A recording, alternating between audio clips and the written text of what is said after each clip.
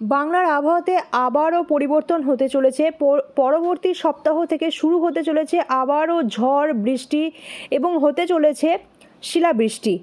পশ্চিমী ঝঞ্ঝা এবং ঘূর্ণাবর্ত তৈরির ফলে যে আগামী সপ্তাহ আমরা কাটালাম, যে মার্জনা করবেন, যে সপ্তাহ আমরা কাটালাম সেই সপ্তাহের মতো আবারও কিন্তু এরকম নিম্নচাপ এবং শিলাবৃষ্টি, তার সাথে কিন্তু প্রচণ্ড কনকনীয় ঠান্ডা পড়তে চলেছে আগামী সপ্তাহে। সুপ্রিয় সুধী দর্শক, আজ 24শে মার্চ।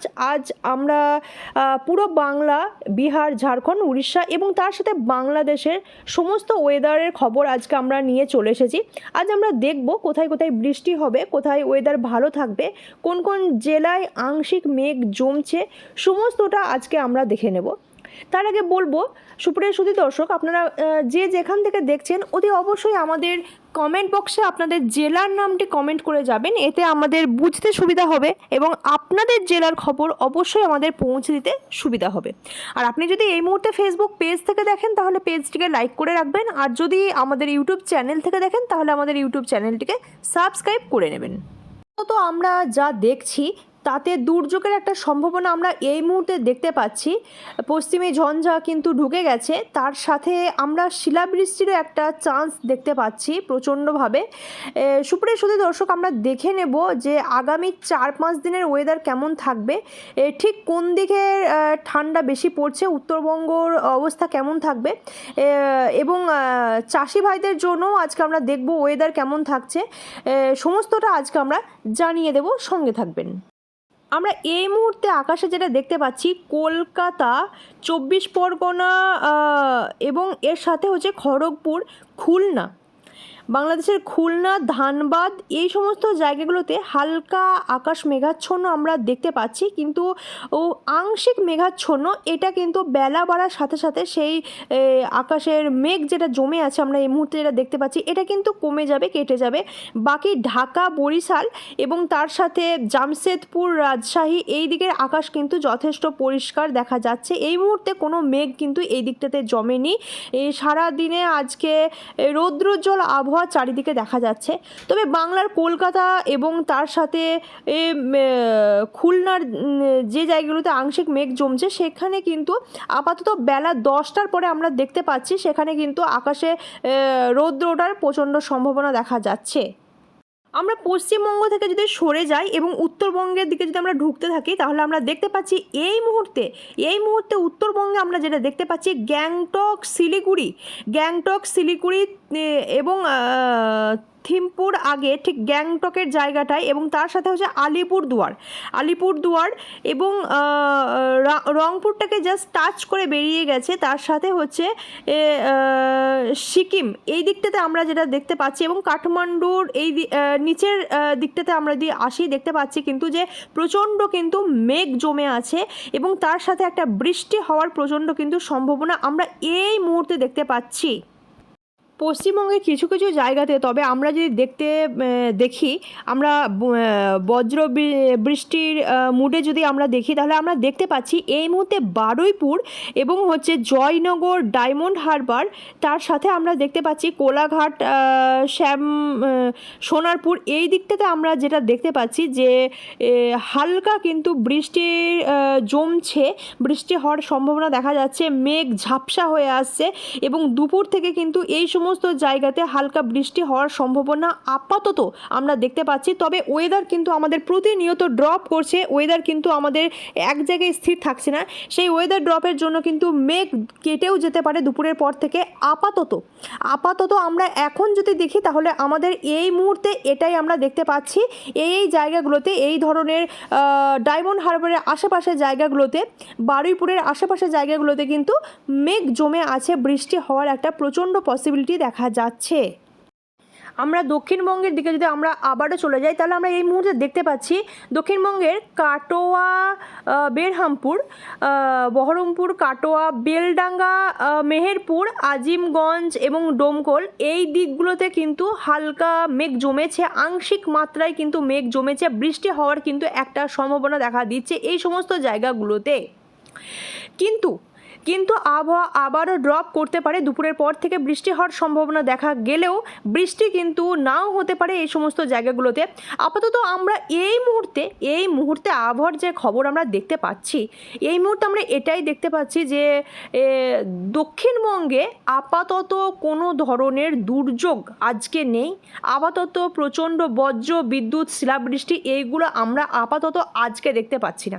সুপ্রিয় সুধী দর্শক, 24শে মার্চ আজকে দক্ষিণবঙ্গের ওয়েদার সমস্ত জায়গাতে ভালো আছে, তবে রোদের তেজ খুবই কম থাকবে, ওয়েদার ভালো থাকবে এবং মাঠে চাষ করার জন্য খুব একটা অনুকূল পরিবেশ আজকে আছে। অপোজিট দিকে আমরা চলে যাব এবার উত্তরবঙ্গের পরিবেশ এবং উত্তরবঙ্গে বৃষ্টির সম্ভাবনা ঠিক কতটা আছে, কেমন আছে, চলুন আমরা দেখে নিই। দার্জিলিং, কালিম্পং, আলিপুরদুয়ার, কোচবিহার এই জেলাগুলিতে আমরা যেটা দেখতে পাচ্ছি এই মুহূর্তে, সেখানে দেখা যাচ্ছে যে প্রচণ্ড বজ্র বিদ্যুৎ এবং বৃষ্টির একটা বিশাল সম্ভাবনা কিন্তু আমরা এই মুহূর্তে দেখতে পাচ্ছি। আমরা এবার যদি আমরা আবার নিচের দিকে চলে আসি, আমরা দেখতে পাচ্ছি যে একটা বিপরীত যে একটা ঘূর্ণাবর্ত, একটা অ্যান্টিসাইক্লোন কয়েকদিন ধরেই তৈরি হয়েছিল, সেটা কিন্তু আস্তে আস্তে গত 3-4 দিন ধরে আমরা যেটা দেখেছি সেটা কিন্তু এবার আস্তে আস্তে নামছে এবং নামতে নামতে দক্ষিণ দিকে এসে কিন্তু মধ্য বঙ্গোপসাগরে কিন্তু এটা চলে যাওয়ার চেষ্টা হচ্ছে।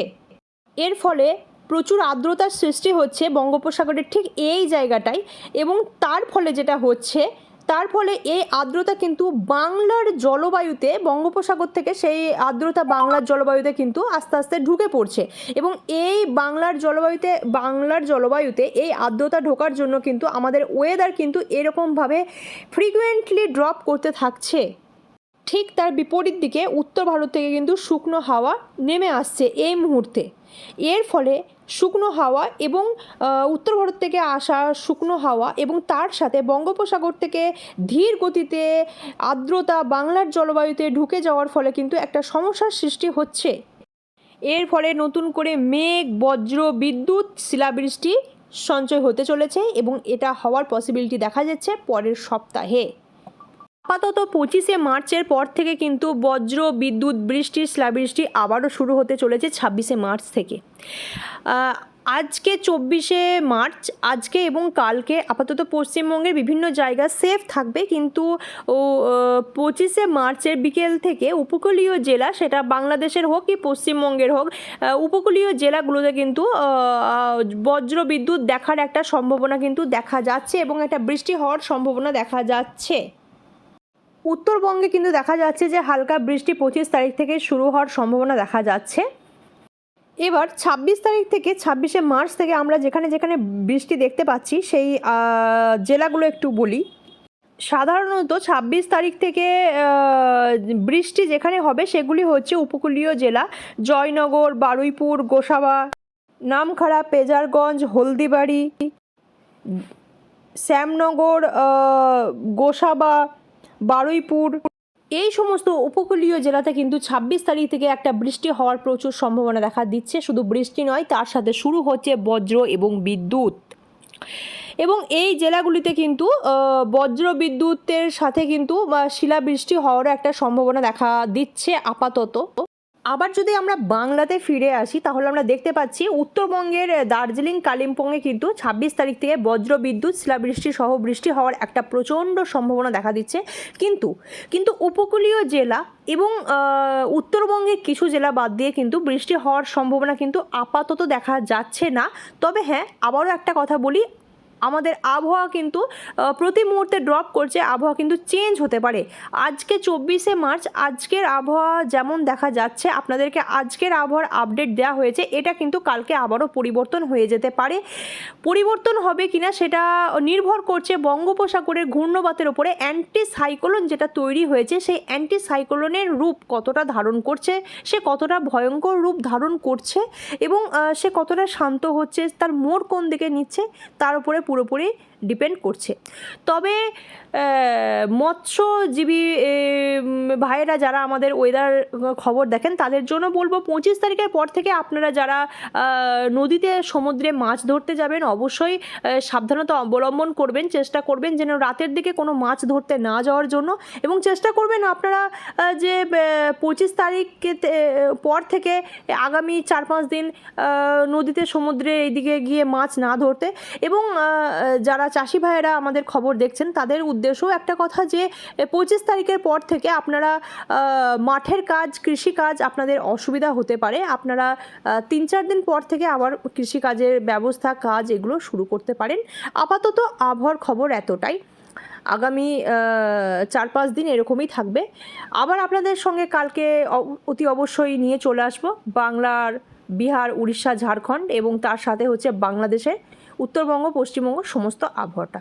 আপনারা অবশ্যই আপনাদের নাম এবং জেলার নামটা আমাদের ইউটিউবের কমেন্ট বক্সে এবং ফেসবুকের পেজে লিখে দিয়ে যাবেন, তাহলে আমাদের বুঝতে সুবিধা হবে আপনারা কে কোথা থেকে দেখছেন এবং আপনাদের জেলাতে খবর পৌঁছাতে আমাদের সুবিধা হবে।